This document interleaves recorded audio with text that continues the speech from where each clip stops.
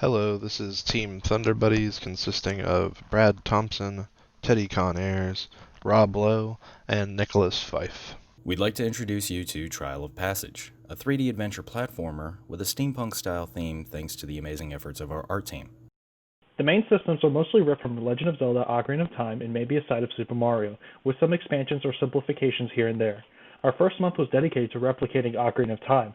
Our main mechanics are a lock-on function, melee attack, a dodge roll, a pistol that can be shot from both first-person and third-person views, and bombs that can be placed or thrown.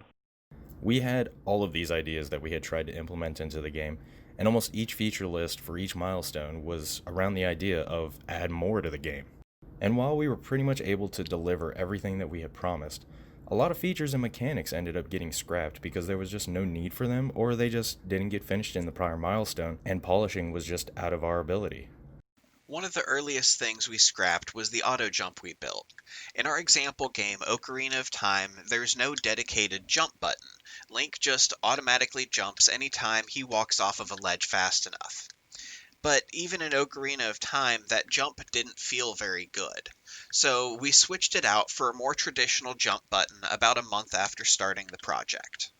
Most features that we envisioned from the very beginning of the project were almost designed as tools that the player would be able to utilize in order to solve a series of puzzles that would guide the player. Unfortunately, many aspects and features were deemed unnecessary in the grand scope of the game, which resulted in the revision of many levels, ultimately changing the path which the game took. Climbing was another feature that was implemented originally to mimic that of Zelda Ocarina of Time.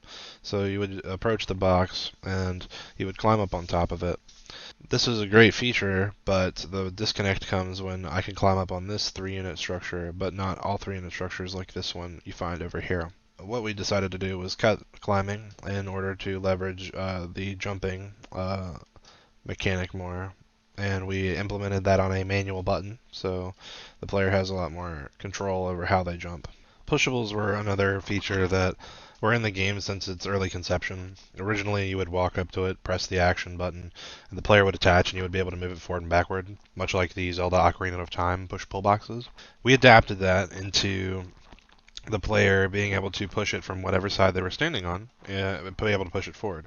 However, when we pushed it into a wall, we would need to leave a gap so that the player could push the box out, so they couldn't get stuck on certain puzzles, like this push button. So instead, we cut the pushable in order to leverage the jump button more, and the floor buttons can just be activated by the player now.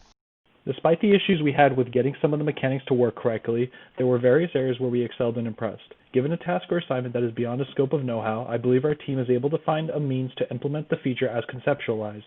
Be it finding a worthwhile tutorial or breaking down other game elements into a working product, our team has become very versatile programmers. Communication during all stages of development was a good skill that allowed the team to collaborate on many aspects of the game. We were able to come together and organize the means to ensure that things were put together appropriately. We created two bosses that are completely unique from the other enemies of the game. Our hope is that they create great climactic moments in the game that change the rules and break the rhythm just enough to feel special without feeling unfair. The first one you'll run into is the Dark Entity.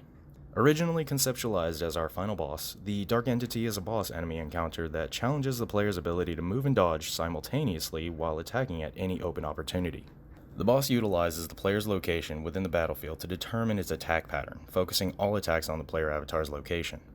In between evading attacks and environmental hazards, the player can use all means of attack to damage the Dark Entity, or they may choose to take advantage of a small window where the boss becomes vulnerable, stunning them with a bomb or shooting them in the eye. Due to balancing this boss, it became apparent that it was going to be too easy of a fight or even too difficult, which wasn't balancing for the rest of the game, which ultimately resulted in it becoming a mid-game boss. Our other boss is the Great Mighty Lava, a creature that dwells within the bowl of a volcano. One of the biggest challenges of designing this enemy was that we wanted it to fire high arcing shots that hit a dynamically determined position after a set delay. What we actually had to do was create an invisible object above the target location. As time passes, the lava ball moves toward the invisible object, and the invisible object moves downward toward the target to create a roughly lobbing trajectory.